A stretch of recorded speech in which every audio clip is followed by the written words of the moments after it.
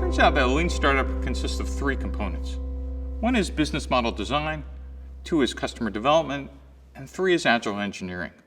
And these three components help startups become incredibly efficient, reducing the amount of time to get the first product and reducing the amount of cash necessary to build that product. So in a lean startup, we really know something quite different than a large company.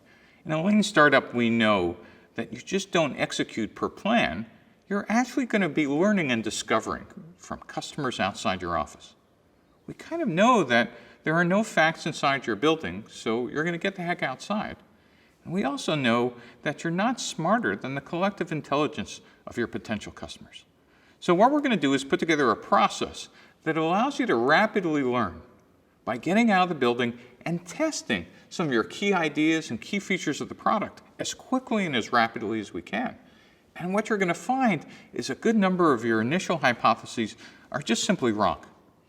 And the way we're going to do this is we're going to start with writing down all the hypotheses. And the common framework we use is Alexander Osterwalder's business model canvas. This 9-box diagram puts all the hypotheses about your business. Who are the customers? What are you building for them? What's the channel? How are you going to reach them? How are you going to make money? And puts them in a single page. So it's going to provide a framework and then a scorecard for us to see how we're doing. But unlike just doing strategy in a large company, you're going to take these hypotheses and go outside the building and actually test them. Not test them randomly, but test them with a formal process called customer development. What we're going to do is design experiments, run the experiments outside the building, get the data, and look for insights. And in fact, the way we're going to actually get insights is by showing customers either PowerPoint, wireframes, clay models, prototypes, at any stage we can to actually gather as much information as we can about their feedback.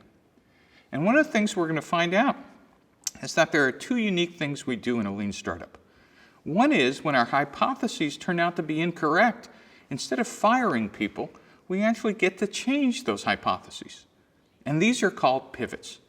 A pivot is defined as a substantive change to one or more of the business model canvas components. If it's a minor change, we call it an iteration. And so in a normal company or an old-fashioned startup, we'd fire the VP of sales if their assumptions were wrong. Here what we're doing is firing the plan. Not only does this work for startups, it actually works for large companies as well. We work for General Electric, one of the smartest big companies in the world. And GE was about to commercialize some of their high-temperature sulfur battery technology. And they wanted to offer these batteries to other companies for industrial applications.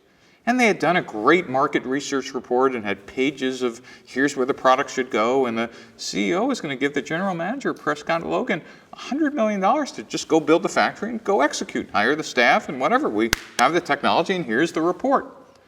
But Prescott luckily said, you know, this doesn't feel right. This doesn't feel like an existing business. This feels like a startup. And we ought to check our hypotheses.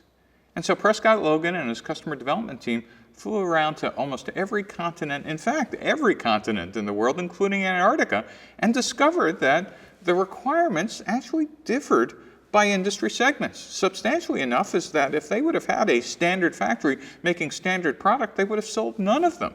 Because different customers required different packaging, different cooling, different connectors, and none of this was visible from inside the building. After 18 months, they figured out who the customers were, what they wanted, and then built the factory. And now, a couple of years later, they have backlogs for the next 3 years. And so what we now know is that no business plan survives first contact with customers. That means we wouldn't know whether we were right or wrong until after we shipped the product and customers gave us feedback. And by then, we've burned lots of time, lots of money, and potentially are out of business. But imagine if you had a process that allowed you to quickly iterate and incrementally build the product a piece at a time, for each increment, learning and discovering whether you were on the right track. What's the right track? Do you have the right customers for the right features, which we call product market fit? Do you have the right distribution channel? Do you have the right revenue model, right pricing, partners? Do you understand your costs? We have a process now to test each one of these incrementally, cheaply, and quickly. And that's what the whole lean startup model is about.